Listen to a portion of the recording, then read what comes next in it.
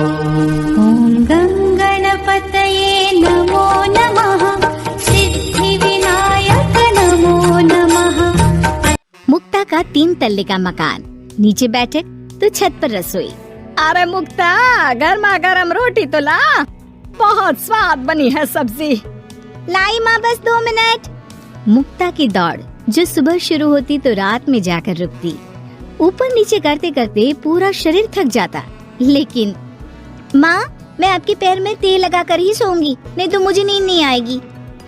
अरे जीती रहे बेटा, लेकिन तू थक जाएगी, वैसे भी तुझे 3 तल्ला चढ़ना है अभी। कैसी बात कर रही है माँ जी, मैं तो आज बहुत देर तक सोई थी, तो नींद कहाँ आएगी। सास को कब नींद लग जाती पता ही नहीं चलता।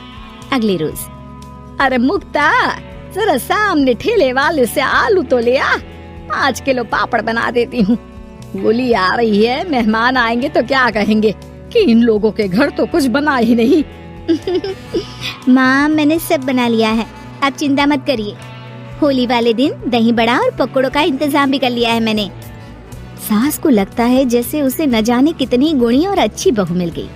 एक दिन मुक्ता की बुआ सास उन लोगों के घर आती है। अरे भाभी, आपने तो हीरा बहू पाई है, बिल्कुल हर एक काम को ऐसे कर रही है जैसे कि रोबोट।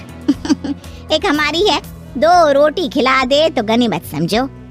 अरे हम तो बेटे को देख के सोच रहे थे कि कलवासा है, पता नहीं कौन शादी करेगा, लेकिन देखो जय दूध से फपकती बहू आई है।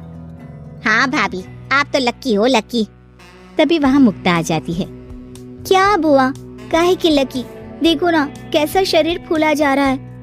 अब तक तो एक बच्चा भी हो जाना चाहिए था। अरे हो जाएगा बहू, क्यों चिंता कर रही है, कर्म कितने अच्छे हैं तेरे, तुझे तो जुड़वा बच्चे होंगे, एक बिटिया और एक बेटवा। होता भी ऐसा ही है। मुक्ता को 2 बच्चे एक साथ होते हैं। मुक्ता, जल्दी से ऑफिस के लिए खाना बना दो, मुझे देर हो रही है। हाँ, लेकिन जरा ये छोटे वाले को तो पकड़ लो, तब तक मैं रोटी सेक देती हूँ। मुक्ता सारे घर का काम बड़े ही मगन होकर करती। क्या पति, क्या सास, क्या बच्चे, रिश्तेदार, सभी की जरूरतों का ख्याल वो बखूबी रखती। लेकिन भाई चांद को भी ग्रहण लग जाता है। वैसे ही मुक्ता को भी एक दिन लग जाती है किसी की नजर। दूर के रिश्ते की चाची कहती है, और बहन जी, आपकी बहू तो फुर्ती से काम करती है, बच्चा होने के बाद भी सारा दिन लगी रहती है। इसके हाथ का खाना भी इतना टेस्टी है, लगता है जैसे होटल का खा रहे। बस फिर क्या था, वो तो चली जाती है, लेकिन लग जाती है नजर मुक्ता को। शाम के वक्त, मुक्ता कहाँ है बहू? हाँ माँ जी, बोलिए, क्या हो गया? बच्चे को सुला रही हूँ। अरे बेटा, जरा चाय तो पिला दे। हाँ हाँ, जरूर बना लीजिए। मुझे कमरे में ही दे देना माँ जी, बहुत थकान लग रही है। थकान? है भगवान, ये क्या बोल रही है, इसके मुंह से तो ये शब्द मैंने आज तक नहीं सुना। अगली सुबह, अरे मुक्ता, आज खाने का डब्बा इतना हल्का क्यों है? वो इसलिए क्योंकि मैंने सिर्फ रोटी और दाल बनाई है। अरे लेकिन मुक्ता, मैं तो नाश्ता, दिन का खाना, फिर शाम का स्नैक्स, फ्रूट, सलाद, ये सब लेकर जाता हूँ। कहाँ है ये सब? अरे कैसी बात कर रहे हैं आप, इतना सारा खाना तो मैं 4 दिन में नहीं खाती, जितना आप 1 दिन में बनाने की बात कर रहे हैं। ना जी ना, मुन्ने के साथ जितना हो पाएगा उतना ही करूँगी मैं। मुक्ता की बात सुनकर पति हैरान रह जाता है। तभी वहाँ बुआ सास आ जाती है। अरे मुक्ता, मेरे नाती का जन्मदिन है, भूल गई क्या? आज शाम को आना, और मुक्ता थोड़ा जल्दी आ जाना, मेरी बहू का हाथ बटा देना। किचन में वो तेरी तरह स्मार्ट तो है नहीं कि फट फटाक से काम कर ले। अरे बुआ, कैसी बात कर दी, फट फटाक से काम कैसे हो जाएगा? हम बहुएं हैं, रजनीकांत नहीं। बुआ देखो, आप काम के लिए पास के लल्लू हलवाई की बीवी को बुला लो, वो मदद कर देंगी, मैं तो नहीं आ पाऊंगी। बुआ सास को समझ में नहीं आता कि ये वो मुक्ता है जो 50 लोगों का खाना बनाकर भी चेहरे की चमक खोने नहीं देती थी। वही मुक्ता भी अपने कमरे में जाकर बिस्तर पर बैठ जाती है कि सास की आवाज आती है। मुक्ता, क्या हो गया बेटा, आज दोपहर के खाने की तैयारी नहीं करनी क्या? अरे माँ जी, अब नहीं होता मुझसे 3 तल्ले में ऊपर नीचे करना, आप लोग रसोई को ऊपर ही ले आओ। अरे पैरों में इतना दर्द होता है कि बता नहीं सकती। अरे लेकिन तू तो बोलती थी कि इससे तू फिट रहती है।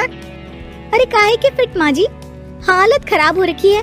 कौन ऐसा मकान बनवाता है कि जहाँ सोने का कमरा अमेरिका में है तो खाने का लंदन में। अरे रसोई बनानी है तो जाओ अफ्रीका। ना जी ना, मुझसे नहीं होगा इस घर का काम। मुक्ता की बदली हरकत किसी को समझ में नहीं आ रही थी। अरे ये मुक्ता को क्या हो गया है? मुझे तो लगता है इसकी माँ ने पट्टी पढ़ाई होगी। और ना जी ना, मुक्ता की माँ यानी मेरी समधन तो देवी है देवी। वो तो अपनी बेटी को ऐसे संस्कार दे ही नहीं सकती। मुझे माजरा कुछ और ही लग रहा है। तभी वहाँ मुक्ता हाथ में प्लेट और सब्जी लेकर आ जाती है। माजरा? किस बात का माजरा? खैर माँ जी, जरा ये सब्जी तो काट दीजिए। और हाँ, इसके बाद मैं आटा यहीं दे जाऊंगी, गूंद देना। हाँ हाँ, तू एक काम कर बेटा, गैस चूल्हा भी यहीं दे दे, बना भी दूंगी। अच्छा ठीक है, शाम को उसका भी इंतजाम कर देती हूँ। ये बोलकर मुक्ता वहाँ से चली जाती है। हे भगवान, ये तो वो मुक्ता है ही नहीं। अरे एक बार तो मुझे याद है, मेरे जूते भी इसने मुझे अपने हाथ से पहनाए थे। तभी सास के दिमाग की बत्ती जल जाती है। हाँ, कल वो कालिया की औरत आई थी ना, खूब तारीफ कर गई। उसके बाद से ही मुक्ता ऐसी हो गई है। फिर तो पक्का मान लो कि तुम्हारी बहू को नजर लगी है। एक काम करो, ये लो राई का दाना, दूर से बहू के ऊपर राम का नाम लेकर फेंक कर आ जाओ। जो नजर लगी होगी यूं भाग जाएगी। फिर क्या, होता भी ऐसा ही है। सास जैसे ही बहू पर राई फेंक कर वापस आती है, थोड़ी ही देर में मुक्ता भी आ जाती है। अरे माँ जी, आप ये सब्जी लेकर क्यों बैठी है? ना ना, लाइए मुझे दीजिए। और चाची, अब तक आपके हाथ में चाय का प्याला नहीं आया। रुकिए, मैं अभी लेकर आई। मुक्ता के जाने के बाद सास चैन की सांस लेती है।